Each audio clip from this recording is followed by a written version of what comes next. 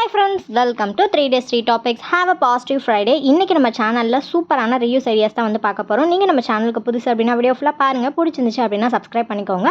உங்களுக்கு மட்டும் யூஸ் ஆகாம மற்றவங்களுக்கு யூஸ் ஆகணும் அப்படின்னு நினைச்சீங்கன்னா ஷேர் பண்ணிக்கோங்க. இப்போ வாங்க வீடியோக்குள்ள போகலாம். Idea number 1. ஃபர்ஸ்ட் ஐடியா என்ன அப்படின்றத பார்க்கலாம். இதுக்கு நான் எடுத்துக்கிறது பார்த்தீங்க அப்படின்னா ரொம்ப நாளாக யூஸ் பண்ணிட்டு இருந்த தேஞ்சு போன ஒரு 3 ப்ரஷ் தான் எடுத்திருக்கேன். இந்த 3 ப்ரஷ் வேறு யாரும் இல்லை, என்னோட பொண்ணோடது, என்னோடது, என் ஹஸ்பண்டோடது தான் இந்த 3 ப்ரஷுமே. அதோட ப்ரஷ் பண்ணுற போர்ஷனை மட்டும் கரெக்டாக அந்த மாதிரி கட் பண்ணி எடுத்துக்கிறேன். அடுத்ததான் வந்து பார்த்தீங்க அப்படின்னா ஊதுபத்தி பாக்ஸ் வந்து நான் எடுத்திருக்கேன். இது வந்து ஊதுபத்தி பாக்ஸ் தான் எடுக்கணும்னு கிடையாது. எந்த ஷேப்பில் பாக்ஸ் இருந்துச்சோ அதை வந்து நீங்கள் யூஸ் பண்ணிக்கலாம். சாம்பிராணி பாக்ஸ் இல்லைனா ஷூ பாக்ஸ் கூட நீங்கள் யூஸ் பண்ணிக்கலாம். அது உங்களோட சாய்ஸ் தான். ஊதுபத்தி பாக்ஸாக இருந்துச்சு அப்படின்னா கொஞ்சம் இடம் உடைக்காமல் காம்பாக்டாக இருக்கும். அதனால் நான் வந்து இன்றைக்கி ஊதுபத்தி பாக்ஸ் வந்து எடுத்திருக்கேன். இப்போ அதுக்குள்ளே நியூஸ் பேப்பரை உள்ளே ஃபுல்லாக போட்டு ஸ்டஃப் பண்ணிவிட்டு இந்த மாதிரி க்ளோஸ் பண்ணிக்கோங்க. அடுத்தது கரெக்டாக கேப் விட்டு ஒரு 3 ஹோல் வந்து போட்டுட்டு நம்ம கட் பண்ணி வச்ச ப்ரஷ்ஷை வந்து ஒன்றா வந்து உள்ளே வந்து இன்சர்ட் பண்ணிக்கோங்க. இப்போ இன்சர்ட் பண்ணி முடிச்சிட்டோம் அப்படின்னா நம்ம க்யூட்டான பேங்கிள் ஸ்டாண்ட் வந்து ரெடி ஆகிடும். நிறைய சிஸ்டர்ஸ் வந்து கமெண்ட் செக்ஷனில் கேட்டிருந்தீங்க பேங்கிள் ஸ்டாண்ட் செஞ்சு காட்டுங்கன்னு.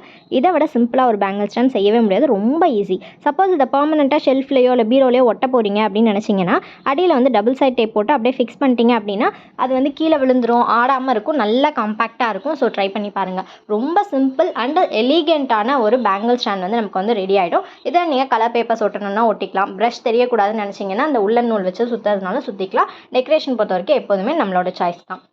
ரொம்ப சிம்பிள், ட்ரை பண்ணி பாருங்கள்.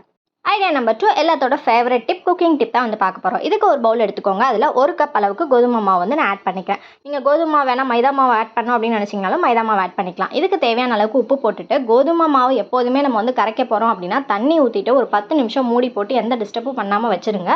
அதுக்கப்புறம் நீங்கள் வந்து மிக்ஸ் பண்ணிங்க அப்படின்னா எந்த விதமான கட்டியும் இருக்காது. கரைக்கிறதுக்கு ரொம்பவே சிம்பிளாக இருக்கும். இதை இன்ஃபேக்ட் நீங்கள் வந்து தோசை ஊற்ற போகிறீங்க அப்படின்னா ஒரு அரை மணி நேரத்துக்கு முன்னாடியே அந்த மாதிரி தண்ணி ஊற்றி வச்சிட்டிங்க அப்படின்னா மிக்ஸ் பண்ணுறது ரொம்ப சிம்பிள்.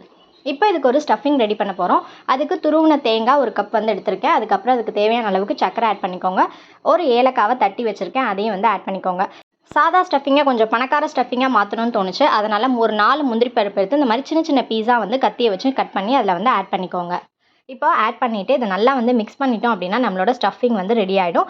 இன்ஸ்டண்ட்டான ஒரு ஸ்நாக்ஸ் அப்படின்னு தான் வந்து சொல்லணும். இப்போ தோசைக்கல் நல்லா சூடாயிடுச்சான்னு பார்க்கறதுக்கு வந்து நல்லா தண்ணியை தெளிச்சிட்டு அது மேலே நம்ம கரைச்சி வச்ச கோதுமை மாவு அந்த மாதிரி ஊற்றிட்டு 1 ஸ்பூன் அளவுக்கு நெய் வந்து ஊற்றிக்கோங்க. போன செக்ஷனில் கமெண்ட் பண்ணியிருந்தாங்க உங்களோட பரபர அந்த இதை வந்து நான் ரொம்ப மிஸ் பண்ணுற சிஸ்டர்னு. ஸோ பரபரன்னு மேலே வந்து நெய்யை அப்ளை பண்ணிவிட்டு இப்போ நம்ம எடுத்து வச்சிருக்க ஸ்டஃபிங் அப்படியே மேலே அழகாக பூ மாதிரி தூவிட்டு இன்னும் கொஞ்சம் நெய் வந்து அப்ளை பண்ணிக்கோங்க. அப்ளை பண்ணிவிட்டு இப்போ இதை அப்படியே வந்து சமோசா மாதிரி மடிச்சுக்கோங்க. மடிச்சுட்டு இந்த பக்கம் அந்த பக்கம் 2 பக்கம் நல்லா கிறிஸ்பி ஆகிற அளவுக்கு வேக வச்சு எடுத்தோம் அப்படின்னா நம்ம இன்ஸ்டண்ட்டான ஸ்நாக்ஸ் வந்து ரெடி ஆகிடும். இதுக்கு பேர் என்ன வேணாலும் நீங்களே வந்து வச்சுக்கலாம். நான் வந்து பார்த்தீங்க அப்படின்னா கோதுமை போலின்னு வச்சுருக்கேன். இந்த டெக்கரேஷன் பண்ணணும்னு அவசியம் கிடையாது, மீதி இருந்துச்சு, சரி அதை என்ன பண்ணுறதுன்றதுக்காக இதில் போட்டுட்டேன். இன்றைக்கி பர்த்டே அண்ட் ஆனிவர்சரி செலிப்ரேட் பண்ணுற எல்லாருக்கும் நம்ம 3 days 3 topics ஃபேமிலி மெம்பர்ஸ் சார்பாக கேக்கோட birthday wishes and anniversary wishes. இன்றைக்கி மாதிரி இந்த போலி மாதிரி என்றைக்குமே ஹாப்பியாக ஸ்வீட்டாக இருங்க. இப்போ பாருங்கள் செம்ம ஹீட்டாக இருக்குது, ஆனால் டேஸ்ட் அட்டகாசமாக இருந்தது. அந்த கடிப்படுறப்ப அந்த முந்திரியோட அந்த இது வந்து சூப்பராக இருக்கும். இதுக்கு நீங்கள் கோதுமை போலின்னு வச்சாலும் சரி இல்லை தேங்காய் கோதுமை தோசைன்னு வச்சாலும் சரி விஷயம் ஒன்று தான், ஆனால் பேர் தான் வேறு வேறையாக இருக்கும். Tip number 3. அடுத்த டிப் என்னென்னு பார்க்கலாம். கிராஃப்ட் டிப் தான். இதுக்கு நான் வந்து ஷூ பாக்ஸ் வந்து எடுத்திருக்கேன். ஷூ பாக்ஸ் எடுத்துகிட்டு ஒரு எலிஃபெண்ட்டோட அந்த அவுட்லைன் மட்டும் வரைஞ்சி வச்சுருக்கேன். ஒரு நிமிஷம் பாஸ் பண்ணி பார்த்தீங்க அப்படின்னா ரொம்ப சிம்பிளான எலிஃபெண்ட் தான். யாராவது வரையணும்னு நினச்சிங்க அப்படின்னா பாஸ் பண்ணிவிட்டு டக்குன்னு வரைஞ்சி எடுத்து வச்சுக்கோங்க. இப்போ அதுக்கு அவுட்லைன் கொடுத்துட்டு இந்த மாதிரி கட் பண்ணி எடுத்துக்கிறேன். இதே மாதிரி எனக்கு 4 எலிஃபெண்ட் வந்து தேவைப்படுது. அதனால் 4 வந்து அதே சேம் அச்சை வச்சு அந்த 4 இதையும் நான் வந்து கட் பண்ணி எடுத்துக்கிறேன். நீங்கள் 5, 6, 7 எத்தனை வேணாலும் நீங்கள் செஞ்சு வச்சுக்கலாம், அது உங்களோட சாய்ஸ் தான். இப்போ நான் 4 எலிஃபெண்ட்டையுமே கட் பண்ணிட்டேன். இப்போ அதுக்கு கலர் கொடுக்கறதுக்காக அந்த ரங்கீலா பெயிண்ட் தான் நான் வந்து எடுத்திருக்கேன். இந்த ராஜஸ்தானி கிராஃப்ட் அப்படின்னாவே நல்லா கலர்ஃபுல்லாக இருக்கும். ஸோ எந்தெந்த கலர்லாம் நல்லா டார்க்காக பக்கியாக இருக்கோ அந்த கலர் எல்லாத்துக்கும் ஒரு எலிஃபெண்ட்டுக்கும் ஒரு கலர் வந்து நான் கொடுத்துக்கிறேன். இதை வந்து அந்த ஃப்ளோரசன்ட் ரோஸு, ரெட்டு, அதுக்கப்புறம் பிங்க்கு இது மாதிரி கொடுத்துக்கிறேன்.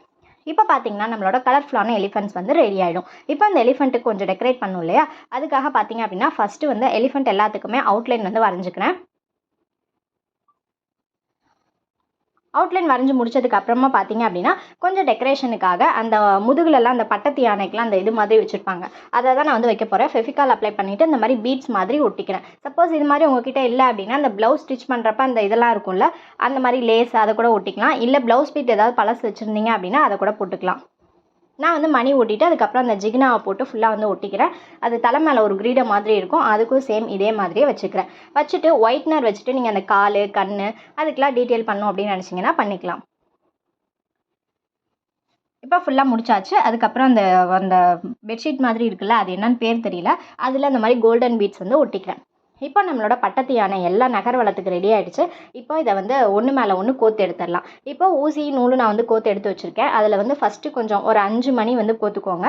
5 மணி கோத்து முடிச்சதுக்கு அப்புறமா வந்து ஒரு பாம்பாம்பால் இருந்துச்சுன்னா அதை வந்து கொட்டுக்கோங்க. அதுக்கப்புறம் மறுபடியும் ஒரு 5 மணி. அப்புறம் நம்ம செஞ்சு வச்சுருக்க யானையை ஃபஸ்ட்டு ஒன்று வந்து இன்சர்ட் பண்ணிக்கலாம். உங்கள்கிட்ட மணி இல்லைன்னு நினச்சிங்கன்னா ஸ்ட்ரா இருக்குல்ல, அதை குட்டி குட்டியாக கட் பண்ணி கூட நீங்கள் யூஸ் பண்ணிக்கலாம். ஸ்ட்ராவும் இல்லை அப்படின்னா நியூஸ் பேப்பரை ரோல் பண்ணி அதை கூட யூஸ் பண்ணிக்கலாம். இப்போ நம்ம பட்டத்து யானையெல்லாம் நகர்வலத்துக்கு ரெடி ஆகிடுச்சு. இதை நான் என்னோட டோரில் வந்து ஹேங் பண்ணி காமிச்சிருக்கேன் பாருங்கள். 2 வந்து செஞ்சு வச்சுருக்கேன், இந்த பக்கம் ஒன்று இந்த பக்கம் ஒன்று. ஸோ பார்க்குறதுக்கு அவ்வளோ க்யூட்டாக இருக்கும், ரொம்பவே அழகாக இருக்கும். நீங்கள் என்ன நீளமாக செய்யணும்னு நினச்சிங்கனாலும் செஞ்சுக்கலாம். சிம்பிளான கிராஃப்ட் தான், ட்ரை பண்ணி பாருங்கள். ஐடியா நம்பர் 4, இது ரொம்ப இம்பார்ட்டன்ட். மணி சேவிங் பார்த்தீங்க அப்படின்னா சொல்லலாம். இந்த தலைகீழாக காட்டுறேன், சாரி. இந்த சோப்போட விலை பார்த்தீங்க அப்படின்னா 10 ரூபா தான். நல்லா பெரிய சைஸில் இருக்குது. இது பிராண்டட்லாம் கிடையாது. ஆனால் வந்து பார்த்தீங்க அப்படின்னா நீங்கள் எந்த சோப் தான் எடுக்கணும்னு கிடையாது, எது வேணாலும் நீங்கள் வந்து எடுத்துக்கலாம். ரின், சர்ஃப் எக்ஸல், இல்லைனா ரேஷன் கடையில் கூட கொடுப்பாங்க, அந்த சோப் கூட நீங்கள் யூஸ் பண்ணிக்கலாம். யூஸ் பண்ணிவிட்டு இந்த இஞ்சிலாம் இடிப்போம்ல, அந்த இடிக்கிற கல்லை எடுத்து இந்த சோப் மேலே நல்லா நங்கு 4 குத்து குத்துறீங்க அப்படின்னா அந்த சோப் வந்து நல்லா பொடி பொடியாக ஆயிரும். இந்த சோப்பை அப்படியே உரு தெரியாமல் அழித்து நம்ம வந்து எடுக்க போகிறோம். இதை நீங்கள் துருவுறதுனாலும் துருவிக்கலாம், பட் அது ரொம்ப டைம் எடுக்கும், கையும் வந்து வலிக்க ஆரம்பிச்சிடும். ஸோ இதுதான் வந்து பெஸ்ட் மெத்தட், இதையே ட்ரை பண்ணிக்கோங்க. அடுத்ததாக வந்து பார்த்தீங்க அப்படின்னா தண்ணி நல்லா வெதுப்பாக நான் வந்து தண்ணி எடுத்து வச்சுருக்கேன். இப்போ அந்த தண்ணியில் நம்ம வந்து இடித்து வச்சுருக்கோம்ல அந்த சோப் எல்லாத்தையும் போட்டு சாம்பார் கிண்டுற மாதிரி ஒரு 4 கிண்டு வந்து கிண்டிக்கோங்க. இப்போ பார்த்தீங்க அப்படின்னா இது நல்லா வந்து ஆறணும். ஏன்னா நம்ம சுடு தண்ணி தான் நான் வந்து எடுத்திருக்கேன். அதுக்கப்புறம் இதில் என்ன மிக்ஸ் பண்ணோம் அப்படின்றத சொல்கிறேன். இப்போ அது நல்லா வந்து ஆறிடட்டும். ஆறினதுக்கப்புறம் பார்த்தீங்க அப்படின்னா அந்த சோப் எல்லாமே ஓரளவு நல்லா கரைஞ்சிரும். சில பசங்க வந்து கீழே நம்ம சொல் பேச்சை கேட்காம பீஸாக கிடப்பானுங்க, அவனுங்கெல்லாம் அவாய்ட் பண்ணிவிடுங்க. இப்போ நல்லா ஃப்ளேவர்ஃபுல்லாக இருக்கிறதுக்காக ஒரு பேக்கெட் அளவுக்கு கம்ஃபர்ட் எடுத்து கட் பண்ணி அதை வந்து ஊற்றிக்கிறேன். ஊற்றிட்டு மிக்ஸ் பண்ணிக்கோங்க. எந்த ஃப்ளேவர்ஸ் வேணாலும் நீங்கள் வந்து எடுத்துக்கலாம். இதில் நீங்கள் லெமன், உப்பு ஆட் பண்ணுறதுனாலும் பண்ணிக்கலாம். பட் இதுவே ஓகே அப்படின்றதுனால நான் இப்படியே யூஸ் பண்ணிட்டேன்.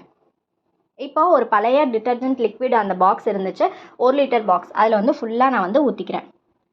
இப்போ பார்த்தீங்க அப்படின்னா நம்ம வந்து ஒரு 10 ரூபாய்க்கு சோப் வாங்கி 1.5 லிட்டர் பக்கம் நமக்கு வந்து அந்த லிக்விட் வந்து கிடச்சிருக்கு.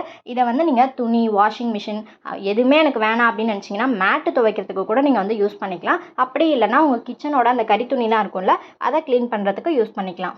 ஸோ ரொம்ப சிம்பிள். 1 லிட்டர் 250 ரூபா கொடுத்து வாங்கணும்னு அவசியம் கிடையாது. ஒரு 10 ரூபா இருந்துச்சு அப்படின்னா போதும். 1 மாதத்துக்கு இது தாராளமாக போதும். லஞ்ச் பேகு அதுக்கப்புறம் வந்துட்டு நான் முன்னாடியே சொன்ன மாதிரி லஞ்ச் டவல், கர்ச்சீஃப், ஷாக்ஸ் இதெல்லாம் துவைக்கிறதுக்கு யூஸ் பண்ணிக்கலாம். இந்த டிப்ஸ் எல்லாமே உங்களுக்கு ரொம்ப பிடிச்சிருக்கும் அப்படின்னு நினைக்கிறேன். இன்னொரு வீடியோவில் மீட் பண்ணுறேன். தேங்க்ஸ் ஃபார் வாட்சிங்.